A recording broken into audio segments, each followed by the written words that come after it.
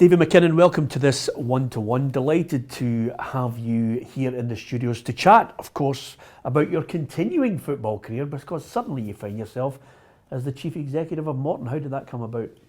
Well, obviously it was well documented that there was some issues at the end of the season, but I think a lot of that was, was overemphasised. So I got a text from Crawford Ray, whom I knew his father very well, Douglas, and on a Sunday asked me to meet him on the Monday, and I went along and spoke about the club, spoke about what the situation was going forward, what he wanted to do, wanted to achieve, and a really top guy, nice guy, and I think it's always important to work with someone that you like, and I said, right, okay, let's get in, let's make it happen. Yeah. So that's how it came out of the blue.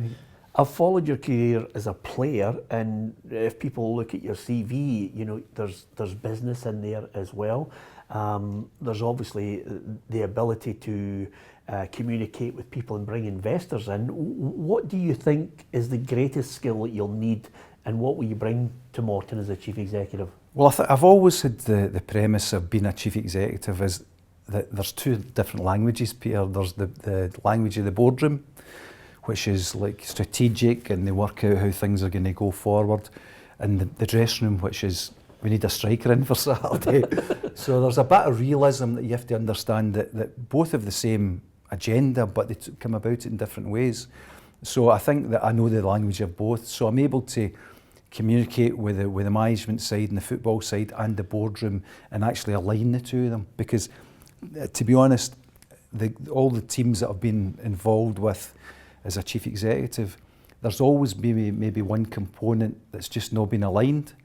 But I can honestly say, and this is one of the things that I firmly believe that led me towards Morton when I spoke to Crawford, was the fact that the board, the chairman, myself, and now the manager that we've brought in, the playing staff and the staff within the stadium and the fans, they all seem to be aligned. So that doesn't happen very often. It's a bit like Halley's Comet. It doesn't come around for a few years, but when it does, it does. When you identify that and you recognise that, this is a wonderful opportunity, really a wonderful opportunity going forward. Yeah, I mean, I get exactly what you're talking about, because quite simply, to get a chief executive who understands the mentality of the dressing room, understands the mentality of a manager and can make that connection. Where it doesn't work, I mean, I'm not speaking out of school, but I look at Manchester United and I see Ed Woodward and I think that doesn't work, because there's no real football connection. It's almost as if it's business and they're trying to put a square peg in a round hole.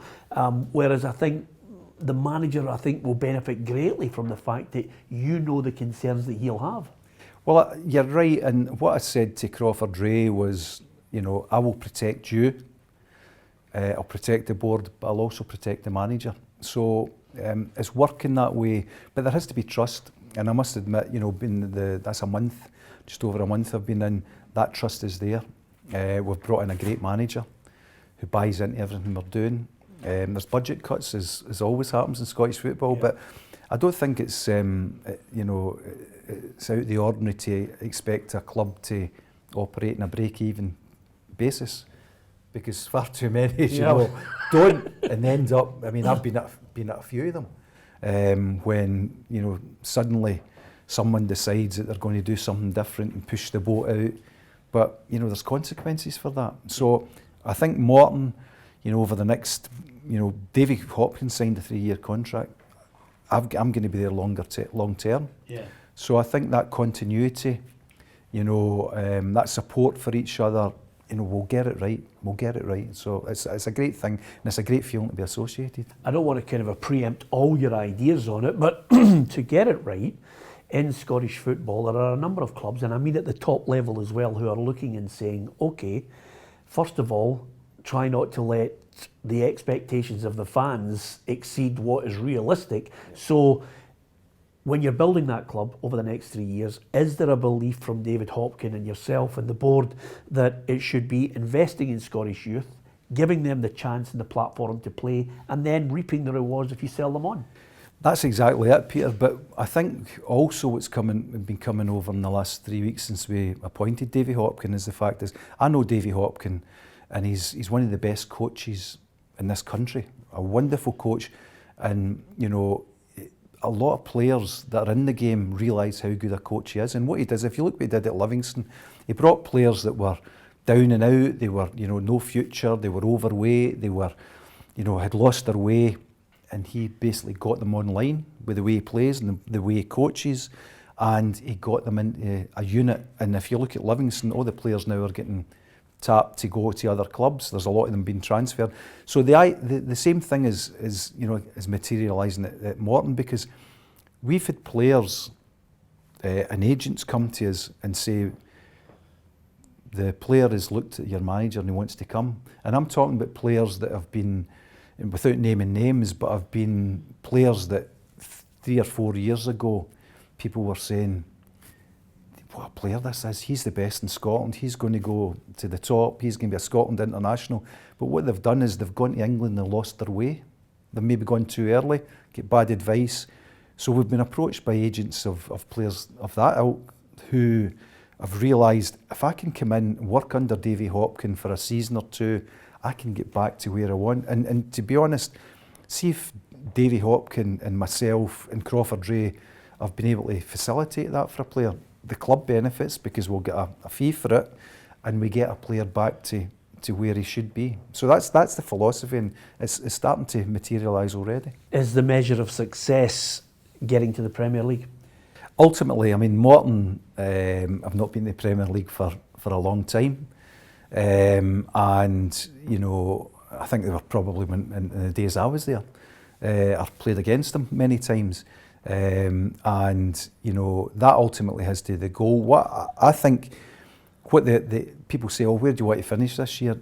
What the aim is for Davy Hopkin to get a team that goes out into the park and from start to finish competes, goes and produces attacking football, goes and entertains the fans. And when the players come off at the end, if the fans are saying, by the way, these boys are brilliant, these boys are trying for the club, and an old cliche that worked in my day, they're playing for the jersey, then that's first and foremost. If you get that right, then you're in the lap of the gods. I was at an SPFL championship meeting, and some of the clubs there have great aspirations to get back to the Premier League. So there's a lot of good company there, but I think if you're playing against, when I certainly did, if I played against teams or players that thought they were better than you raise your game. Yeah. So I think that the players that will play for Morton will be hungry and go and give that edge. So yeah, look forward to it. Well, I can't wait. Even I'm excited. I'm not a Morton fan, but I have to tell you then. You mentioned there about the youth, and obviously that's something that hopefully David will invest in. It does it take you back? Does it take you back to those days? I mean, you're talking about playing for the jersey. You could have been playing for the Arsenal jersey forever and a day. Well, it's the thing is that we were speaking about various things that you have to go over in your life. I have to go over my Arsenal situation because I was there. I was, went there when I was 16. Had started to progress through the youths, the reserves, first team pools, and everything. I then got to a stage where I went to a pre-season tournament for the first team, and I was tapped up to come to Dundee on loan. I went up, and at a young age you were kind of, this is what's going to happen to you. You're going to play in the Premier League. You're going to get a new house and all this kind of thing. In Dundee. Absolutely. So I had a 3-year contract at Arsenal, decided to come to Dundee.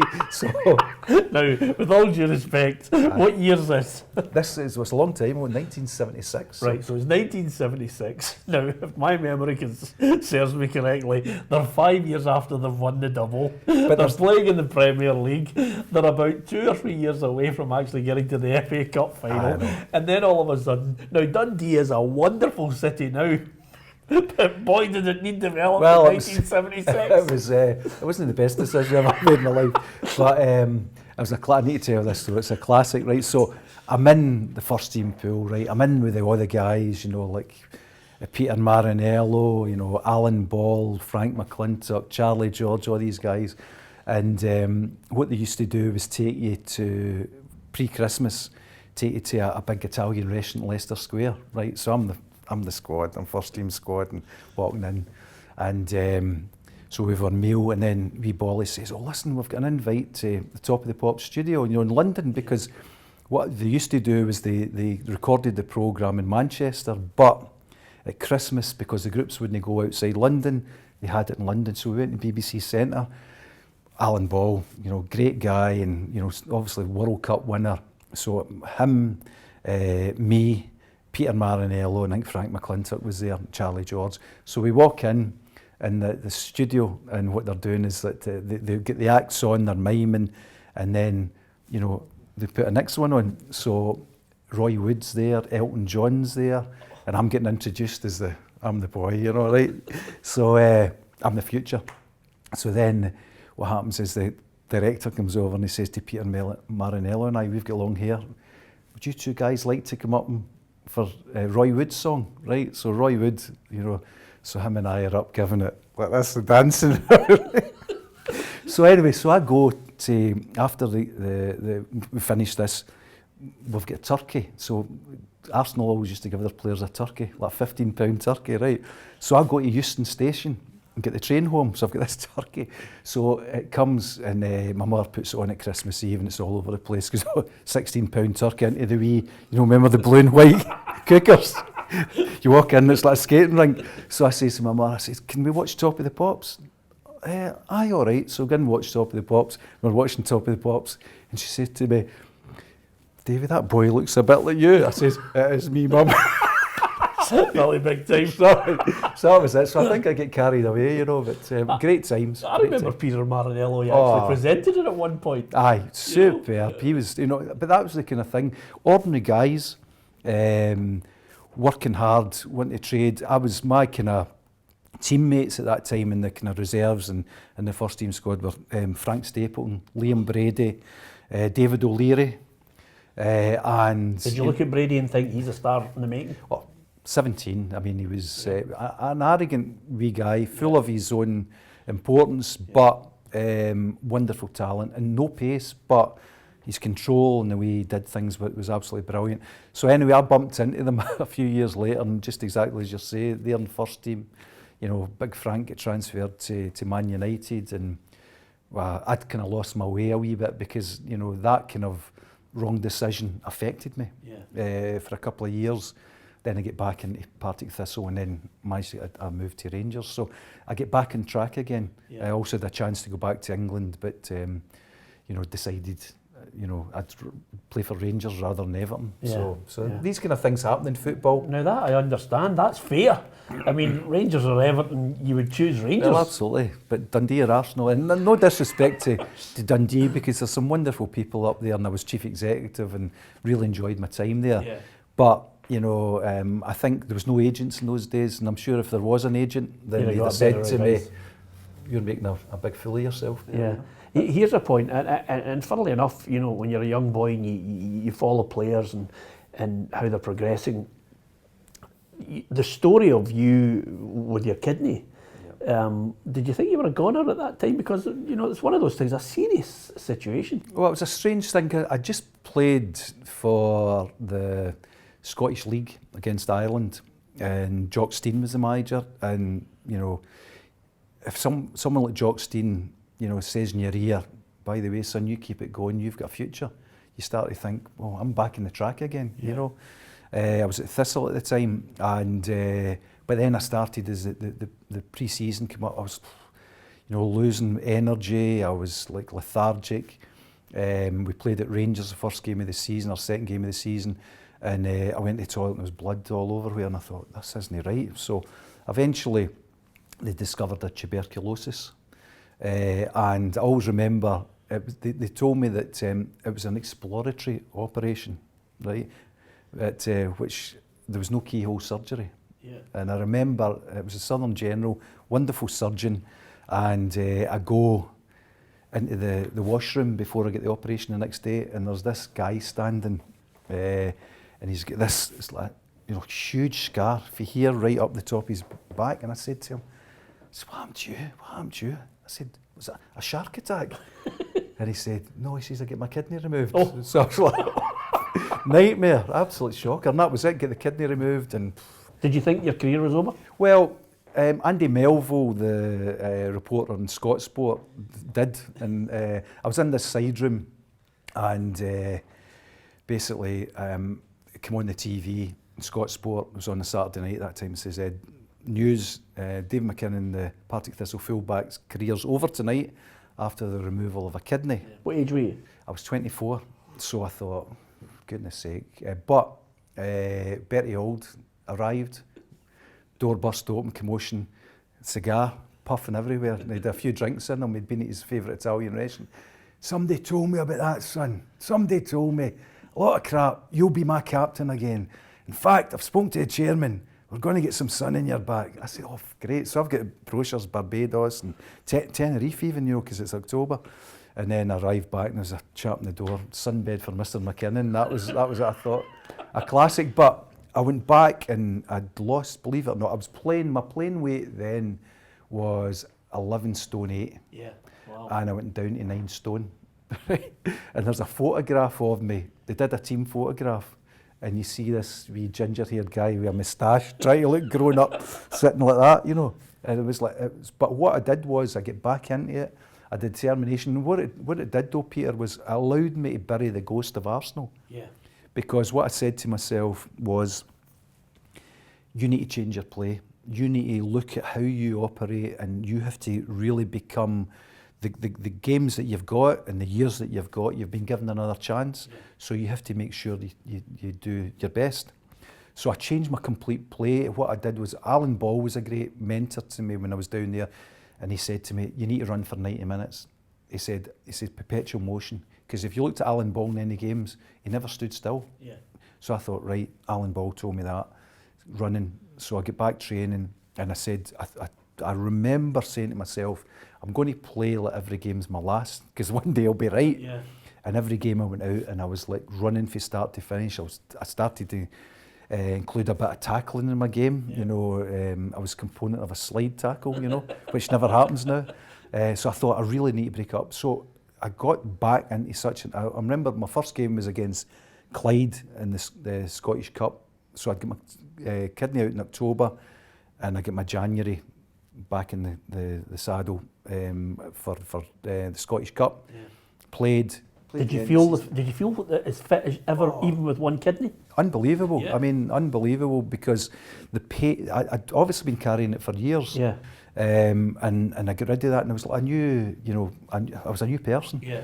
And I always remember I had a psychological thing though. Big Ruffy was in the team, as you know, but well, now I know you've got a psychological thing right away. So what happened was I played a reserve game, and to be honest, I had this huge scar. I mean, a huge scar, and I thought I need to watch. I was really concerned. Yeah. The surgeon had been brilliant. He told me, look, 10% of the population have only one kidney and they don't know it. He said, so you'll be fine, your other kidney will compensate for it.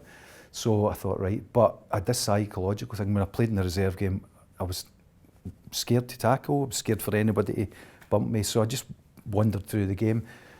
Second half went on, and there was this great big goalkeeper, about 6'4", Dougie McNabb, who was a school teacher, and Dougie was second to Ruffy. And the opposition got a corner, so I'm standing the post and I go like that to try and header it. Big Dougie McNabb comes behind me with his knee right into my side. Oh. Down I go, and the physio comes on, you okay, you okay? I went, that's okay, right. Big Dougie McNabb came up to me and says, I'm sorry. I said, don't worry about it. He said, it was the manager. The manager told me I was to knee in the back in the second half to take your mind away. I went, all right, okay, I get that now. And that was it. I love your line though about Alan Ball being perpetual motion. Oh. He couldn't have managed Messi. He walks about the pitch. I know, absolutely. It's strange. But so that was it. So I get back into it and I got a transfer to Rangers, that was me back in the marble halls again, because Arsenal was like a strange experience. We're doing things at Morton to change the dressing room, change the dugouts, because they're the same as when I used to play against them. Absolutely. So we're raising the whole, putting ice baths in and everything. Are you surprised Andy Ritchie's still in the first team? Well, he is. I spoke to him today. He's accepted to come in. But I was telling somebody that, about the dressing room. It's not just a place to get changed, it's a place for your environment, but also the fact is that there's hygiene in the whole thing. Yeah. Because when I was at Arsenal, and it gave you great standards. And that's the thing, Davy Hopkins get great standards, I've got great standards, because you have to do all you can. Yeah. And it's not about money, it's actually just achieving things and putting things in place. But when I was at Arsenal, I couldn't believe it, when I moved into the first team dressing room, so it's marble floors, the old Highbury, underfloor heating, right? And also, I arrived and I got my spot in the dressing room, right? And I was between, believe it or not, Bob Wilson and Pat Rice. So they were the either side of me. So the next thing, Tony, the kit man, comes up, and he's like a butler. He's got 3 or 4 garments folded and stuff in the top, slippers. And he goes, there you go, Dave, it's got your name on it, right? I said, what's that? He said, that's your dressing gowns and your slippers. So, because when in you 1976?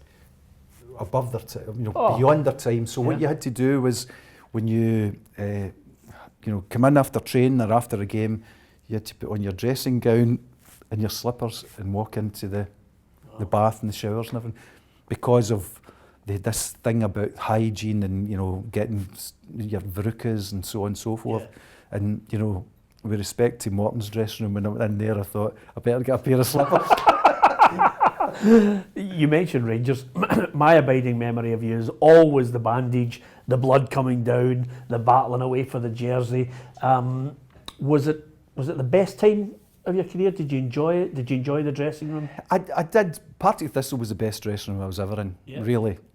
Because Bertie, I meet Bertie now and he's such this mild mannered, but he was like a terror as a manager. And what happened is he got on to every player. So we actually bonded as a team. That was the best dressing room. But Rangers was good. A lot of good players. They were going through a transition there. John Gregg was the manager. Did you feel overawed, or did you feel I deserve to be here? No, I tell you what happened. A man we both knew very well, sadly he's departed, Davy Cooper. The first, him and I always, when I played against him, we always had a respect for each other, because I felt I always played well against him, because one of the things that if you, early in your football career, if you get very good education about standards and about how to play, you know how to play the game. And I could play Coop, because Coop had this thing about he would move his body and the ball would stay still. And then, he'd put people off balance. That's how you get past them. But one of the things through the training at Arsenal, and Pat Rice taught me this, was he said, see when you're up against a winger, I mean, he was playing against the George Best this world. Absolutely. And he said to me, see when you're playing against a winger, he said, don't look at his body, look at the ball. He said, because you have to get that ball, know the body. He says, and a lot of wingers you play against move their body and try to get you off balance. That's how you get past you. So that was in my mindset when I played against Coop. And anyone I played against, keep your eye on the ball. And that's what I did. And when I came into the dressing room the first day, Coop came up and he said to me in front of everybody, in a stage whisper, big voice, he says, thank goodness we've got a boy in that can tackle. He said, Davy, he says, I'm really glad that you're here and known in our team. Brilliant, I'm glad you're playing with me. And I thought, you must have felt 10 feet tall. Absolutely, and that was the calibre of the man. But when you do that and you get into a dressing room, you start to say, right, and to be honest, I felt that I was back where I should have been, because Marble Halls at Ibrox, the same kind of thing, standards. So for me, it was great, because what I did was, when I got the ball at the back, John Gregg was a great coach, and Tommy McLean, great coach, and what they did was they used to get the goalkeeper to roll out to the fullbacks. And what you then had to start the play, there was no kicking long. So you got the ball, and when I looked up, right, as a player, I'm looking, I can pass it into Davy Cooper. They're all looking for the ball. Davy Cooper, Bobby Russell, Jim Bett, Robert Pritz, John McClellan, Craig Patterson, everybody. So you've got so many, opportunities and so many alternatives. So it was dead easy for me. So all I did was I got the ball for the goalkeeper, played it in, ran forward, 2 or 3 moves, I get into a position and I crossed into the box. And, my first 6 months at Rangers were incredible. I mean, I was, playing against Borussia Dortmund, Cologne, you know, going in tournaments against St Etienne and things like that, and playing at a high level. And to be honest, that was probably that 6 months was the best 6 months I ever played in my career. Yeah, to be fair, you've just actually mentioned there, I mean, 3 players who easily, I mean, I'm no disrespect to John McClelland or Craig Patterson, they're centre halves. Of course. But the 3 guys that you mentioned there, if you're a full-back and suddenly you look, you think Jim Bett, phenomenal touch, Bobby Russell, unbelievable player, Coop. Yep, and Pritz as well was a great player. Robert Pritz is, Incredible. I think I played in a game against Robert Pritz, and he must have been about 50 odds. But, He played right in, you know, because he had no pace, but see, he just his way he played the game. Yeah. And he was funny as anything, you know. He's a nice lad. A lovely guy, but he played in a European Cup final against Nottingham Forest Malmo. for Malmo, Yeah. so he had that experience. So it was great, it was really, really good. They were talking about it, the best Rangers team in a generation. We won, I think we were undefeated in 17 games. Celtic had a great team as well. We were pushing them, and then the wheels came off. Yeah. Because what happened was we were playing, we beat Borussia Dortmund over 2 legs. We then beat Cologne at Ibrox 2-1, and then went to Cologne and were basically kicked off the park. They scored 4 goals in the opening 20 minutes. I mean, Lipbarski, was volleying the ball into the top corner, all this kind of stuff. Yeah. And then what happened was when we came back into the league, I would get the ball rolled out to me, and all I saw was backside because the confidence had gone out. And that's what happened. And you know, it was a shame because we'd a great team there, and I think if we'd have just got back in the horse a wee bit, we could have done very well. I was in the team as a regular at right back, and then I got an ankle injury against Aberdeen. Yeah. I was out for 6 weeks. Ali Dawson moved from left to right and was phenomenal, absolutely phenomenal. Then I was a bit player. I was playing centre back, midfield, right back, left back.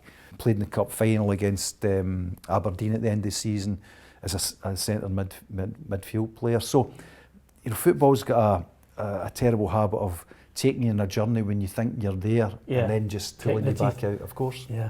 When I'm looking at all your career, just as we finish this interview, there's so many players that you've played with and against. It would be remiss of me not to ask you, is there a player that you played with that you thought, an absolute joy? Well, I think Davy Cooper was a great player, and you know, he was everybody says he was moody, but I always felt him as like a really good, nice guy. Yeah. I used to go in early for training, and Coop used to get the train. He didn't drive, and then get the underground and walk into Ibrox. He was there about 8:30. I was probably the first in after him, and we used to go out and play head tennis. And he used to granny me all the time, you know. And he was saying, "Oh," he says, "I'm just going to call you my warm-up man." But you knew you could give him the ball. Yeah. And it was just great magic. He lost his enthusiasm a bit, but then I think when Souness came back in, he lifted it all. So he was probably great. The best player I think I've played against was Johan Cruyff. You know, played in a kind of a testimonial game, and I remember I get put on this was at Arsenal, put on the last 20 minutes, and manager says, "Just keep your eye on Cruyff." Were you just trying to watch the ball, never mind what he was doing? What happened was, and I'd never seen this before in my life, the fullback plays the ball into him. So I'm about maybe a yard away from him, and what happens, he's got his back to me, right? So I'm thinking, right, okay, well I was quite fast, left or right, just see where he went. Yeah. The fullback plays the ball in at pace, and he went like that and kicked it. So it spun, the ball spun over his head and over my head. The next thing, he's behind me, and I've got, what happened there? Incredible. And that, I think that just, when you actually saw that skill and that expertise, you thought, good, this guy's world class, and he was. But you know, great experience at that time. You know, so they're the kind of 2 players I think that played with and played against. Listen, that's two brilliant names to finish with. And Alan Ruff, of course. Yeah, well, I was going to mention that to you. That's David MacKinnon part 2, the court jester interviews. But listen, it's been an absolute joy. I do wish you every success at Morton. I think of all the signings, Davy Hopkin, as I look at the board, I think, yourself, because I've known you for so long, I think it's a great signing for them. I wish you every success, and fingers crossed they're back in the Premier League. Yeah, well, a bit of luck and the fair winds, we'll get there. We've got good people at the club. Everybody's got the same drive and enthusiasm. So, a big thing just lastly to tell you this. I did some work with Chris Hoy, and I met Dave Brailsford, his coach at Sky. The Sky cycling team, and he said to me about this. This margins, small margins make big margins, and I honestly believe that what we are doing with the players that we've got, we will add 10-15% onto them, and if you can add 10-15% onto players' ability, you've got a chance. So that's all we can ask for. Yeah. So really looking forward to it. Yeah, fingers crossed. Superb. Brilliant.